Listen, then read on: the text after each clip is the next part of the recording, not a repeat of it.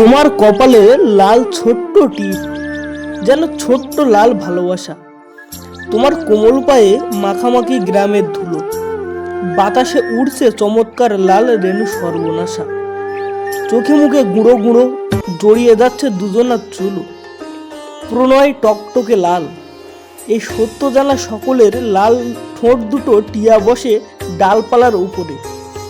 ক্রমশ চরিত্র হয়ে উঠেছে রোমাঞ্চ গল্পের। বিরহ পালক তবু কিছুতেই পড়ব না ঝরে।